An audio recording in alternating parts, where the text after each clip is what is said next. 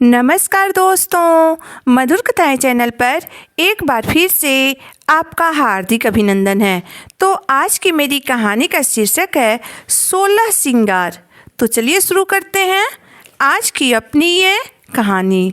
लक्ष्मी ने जब से गुड्डे गुड़ियों का खेल खेलना शुरू किया था तभी से उसे सजने संवरने का बहुत शौक था। जब उसकी शादी हुई तो उसने अपने पति से कहा, सुनिए जी, आप मुझे जीवन में कभी भी सजने संवरने से मत रोकिएगा। वह माथे पर बड़ी सी लाल रंग की बिंदी लगाती थी और जब मांग भरती थी तब माथे से शुरू करती थी और पीछे चोटी तक ले जाती थी। उसका मानना था कि जितनी लंबी मांग भरेगी उतनी ही लंबी सुहाग की उम्र होगी। बच्चे बड़े हो गए थे, उनकी शादी हो गई, घर में बहुएं आ गई थी, मगर लक्ष्मी का सजना संवरना वैसे ही जारी था।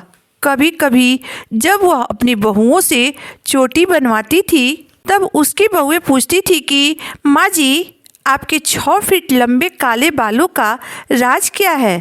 तब वह एक नई नवेली दुल्हन की तरह शर्माती हुई कहती थी कि जितना ज़्यादा पति का प्यार मिलता है, बाल उतने ही घने और लंबे होते हैं। जब वह सज संवर कर घर से बाहर निकलती थी तब मोहल्ले की जवान बहुएं भी उसके आगे फीकी लगती थी।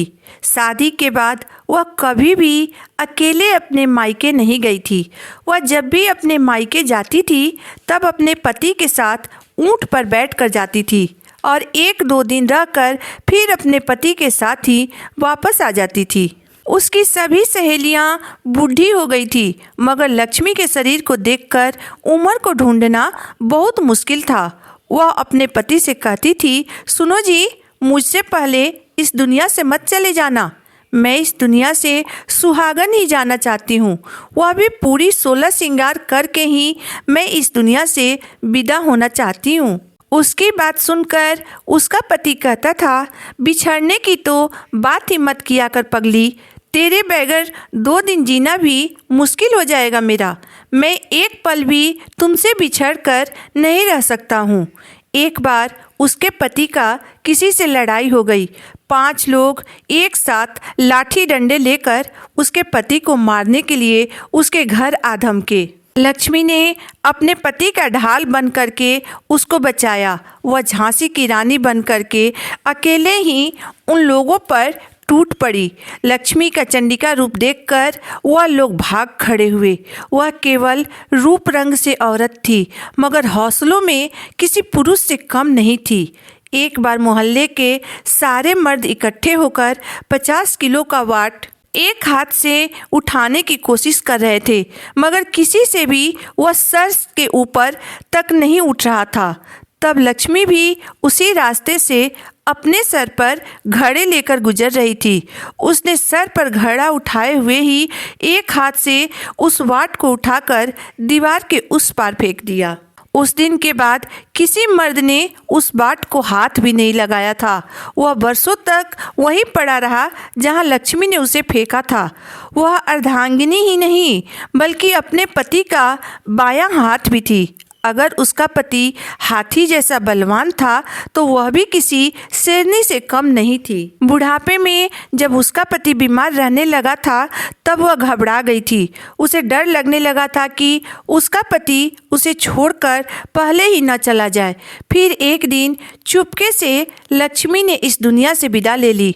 सुबह जब पति ने उसे उठाना चाहा तो वह उठी ही नहीं। तब पति ने उसके नब्ज को पकड़ के देखा तो समझ गया कि पत्नी की यात्रा अब पूरी हो चुकी है।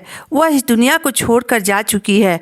गांव की हर औरत ने देखा कि लक्ष्मी का 16 श्रृंगार ठीक उसी प्रकार किया गया था जैसे कि वह खुद करती थी। फिर शमशान में जब उसे चिता पर लेटाया जा रहा था तब उसके गहने निकाले जाने लगे, मगर उसके पति ने गहने निकालने से साफ साफ इनकार कर दिया। उसने कहा कि लक्ष्मी के शरीर से एक भी गहना अलग न किया जाए।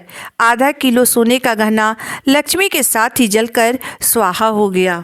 जो प्रेम का मूल्य जानते थे उन्होंने लक्ष्मी के पति को सराहा, बाकी अन्य लोगों ने उसे मूर्ख कहा। लक्ष्मी के मरने के बाद उसके पति ने केवल 12 दिन ही निकाले। 13वें दिन वह भी इस दुनिया को अलविदा कह दिया। जन्मों जन्मों का रिश्ता था उनका, तो अकेला पति बिना लक्ष्मी के कैसे रह पाता।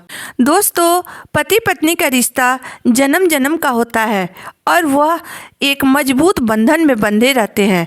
हर पत्नी का यही इच्छा होती है कि वह 16 श्रृंगार करके और अपने पति के कंधे की सवारी करके ही इस दुनिया से विदा हो, यानी वह इस दुनिया से सुहागन ही जाए।